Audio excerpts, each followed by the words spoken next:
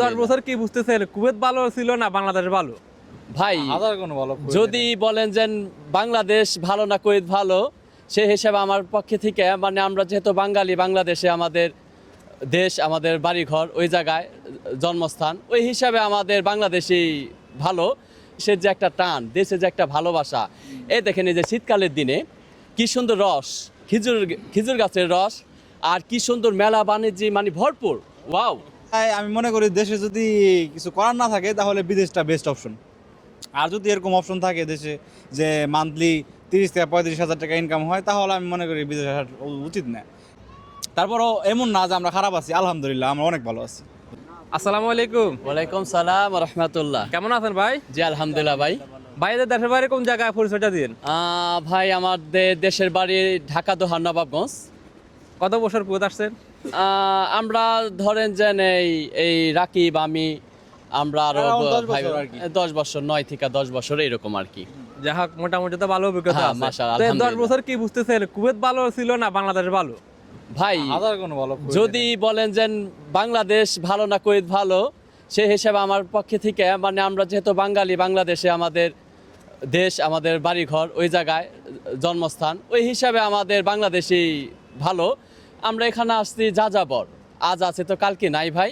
তো সেই হিসাবে আমরা এখানে আসছি টাকা একটু বেশি ইনকাম করার জন্য। আমাদের দেশে এত টাকা ইনকাম করা যায় না, সেই বিধায় আমরা এই কুয়েতে আসছি। তাছাড়া তো আমরা সবাই, আমার মনে যেটা হয়, সবাই আসতো না। তার কারণ দেশের যে একটা টান, দেশের যে একটা ভালোবাসা, এই দেখেন এই যে শীতকালের দিনে কি সুন্দর রস, খেজুর গাছের রস, আর কি সুন্দর মেলা বাণিজ্য মানে ভরপুর। ওয়াও! আর এখানে আমরা দেখেন সারাদিন পরিশ্রম করার পরে রাত্রে যাওয়াও শান্তি নাই।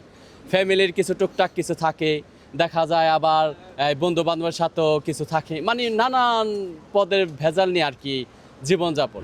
ভাই আসলে একটা জিনিস কি, পুরুষ মানুষ তো নিজের জন্য বাঁচে না ভাই, সে পরিবারের জন্যই বাঁচে।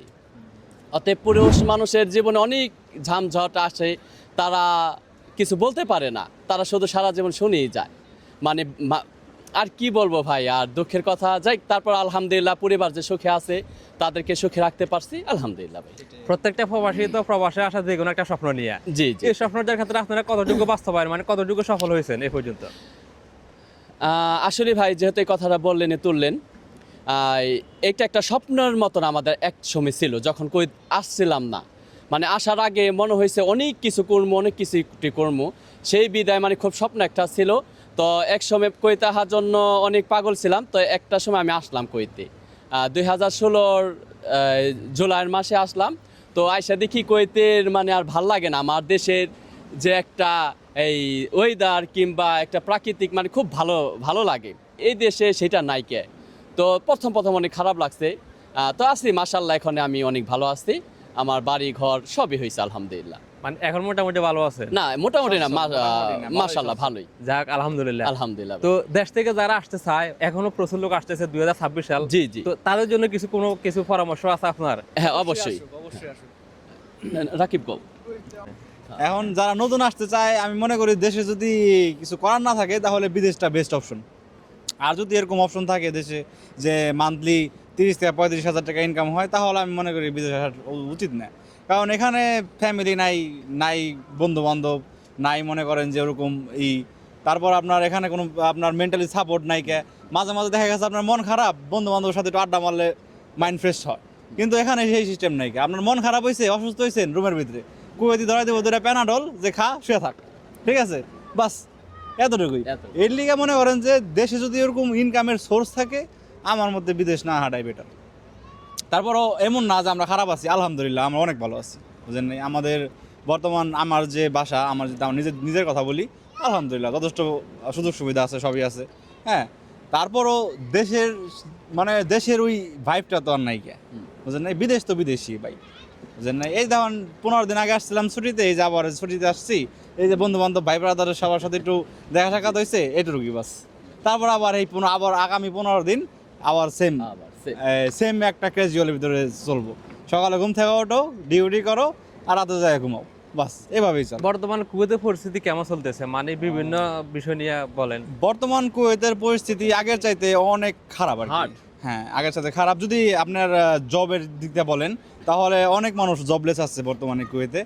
আর আরেক দিক দিয়ে যেটা ভালো আছে কুয়েতের যে আইন কানুন হ্যাঁ হ্যাঁ একটু হার্ড আছে আর কি, খুব আর কি মোটামুটি ভালোই, খারাপ না। আইন কানুনের দিক থেকে আপনি মনে করেন রাত 3টার সময় বের হলে যেমন সেফ ফিল করবেন, বাংলাদেশে তো সেটা জিনিসটা নাই গে। হ্যাঁ, এই দিক থেকে মনে করেন কুয়েত ভালো আছে।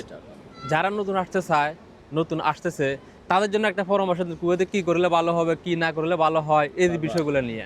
বেসিক্যালি কুয়েতে জব তো এখন দুইটা, একটা হলো আপনার বাসায় ড্রাইভার আর হলো আপনার বাবুর্চি, যদি আলাদা কোনো স্কিল না থাকে।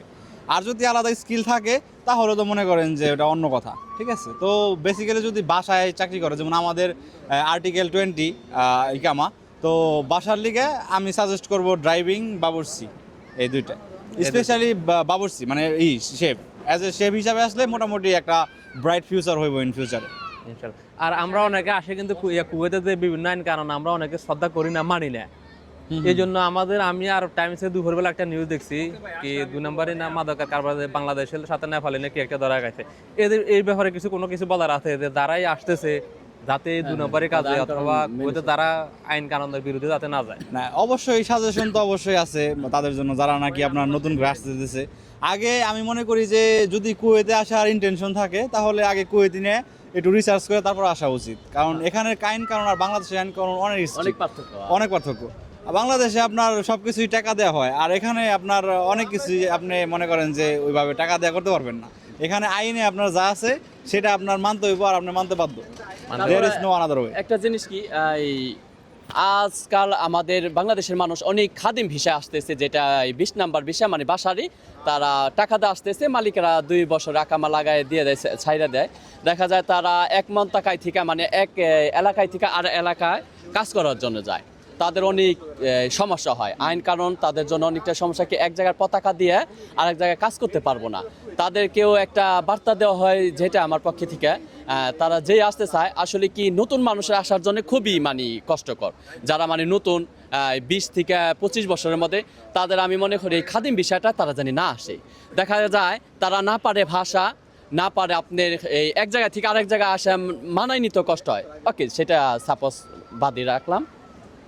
তাদেরকে কেউ কাজকর্মে ওইভাবে নিতে চায় না, তখন সে ভাষা পারে না, কাজ জানা নাই, কোনো বাবুসি জানা নাই, অভিজ্ঞতা নাই। আসলে কি এই ভিসাটা একমাত্র যারা একটু পুরান 2-1 বার আসছিল কোনো রাষ্ট্র থেকে ঘুরে আসতে কইতে তাদের জন্য, আর একটা বেস্ট অপশন। আর একটা জিনিস কি, যদিও কেউ আসে, আমি মনে করি বাহিরে না কাজ করে কোনো বাসা বাড়িতে তাদের জব করাটা তাদের জন্য নিরাপদ এবং কি উত্তম। তার কারণ পুলিশে আজকাল যদি দেখে যে পতাকা এক জায়গার পতাকা আরেক জায়গায় কাজ করতেছে, মানে আর কোনো কথা উঠবো না, মানে সোজা বাংলাদেশে পাঠাই দিব। দেখা যায় 8-10 লাখ টাকা দিয়ে তারা আসতেছে। এই বিষয়টা আমি দেখছি, আমার বন্ধু বান্ধব অনেক ফিল করছে, আর কয়েকজনকে পাঠাইও দিচ্ছে। তা সেই শোভাতে আর কি আমি এই নতুন মানুষদেরকে আমি নিষেধই করি। ওকে, অসংখ্য ধন্যবাদ। ফ্যামিলির উদ্দেশ্যে কিছু বলার আছে? ফ্যামিলির বিষয়ে ফ্যামিলির উদ্দেশ্যে আপনার পাশে এক ভাই আছে, তারা দেন, সে বলুক। না ভাই, আমি হ্যাঁ আচ্ছা দেন, আপনি বলেন। ফারুক কিছু বলবা? বলেন, সমস্যা নেই। আসলে ভাই, ফ্যামিলির বিষয়ে যদি প্রশ্ন করেন, বলেন, আমি মনে করি প্রত্যেকটা মানুষের জীবনে, প্রত্যেকটা ফ্যামিলিতে কিছু না কিছু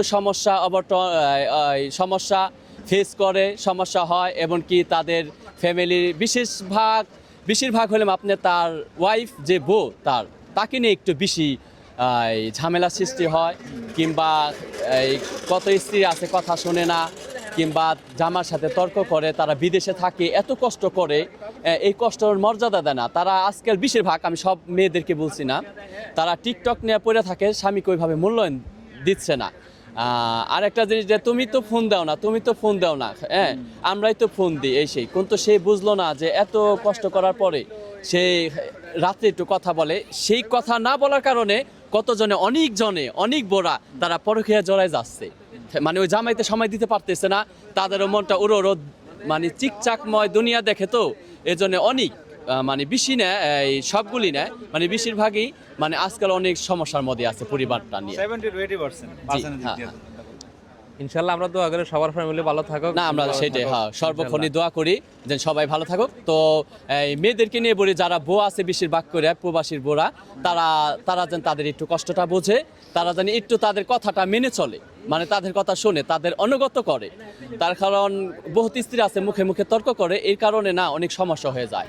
আবার দেখা যায় কত তালাকও হয়ে যায়। আমি আজকে একটা নিউজ দেখলাম, আপনার সরকারি উকিল সে বললো যে দেখেন আমার কাছে অন্তপক্ষে প্রতিদিন 4 থেকে 5টা প্রবাসীর ডিভোর্স পেপার আসে। মানে তারা ডিভোর্স দিব, কারো 12 বছর হয়েছে, কারো 10 বছর হয়েছে, কারো 5 বছর হয়েছে, কারো 2টা বাচ্চা, একটা বাচ্চা আছে।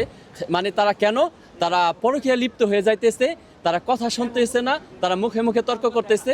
মানে এই কারণের জন্যে মানে এই প্রভাবটা পড়তেছে। আসলে আমি তাদের জন্য বলতে চাই যে প্লিজ আপনারা একটু এই জিনিসটা মানে মাইনা চলবেন, দেখা চলবেন। ভাই এই দুনিয়ার জীবন ক্ষণিকের জন্য, বেশি না। এই আজকে একটা ছেলের সাথে আপনি ভালো লাগছে কথা বলতে, যে কালকে জড়াই গেছেন, এই জিনিসটা থেকে প্লিজ বিরত থাকবেন। এটার মাঝে কিচ্ছু নাই, ধোকা ছাড়া আর কিচ্ছু নাই।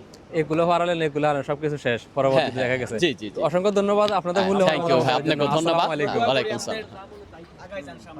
ইনশাআল্লাহ।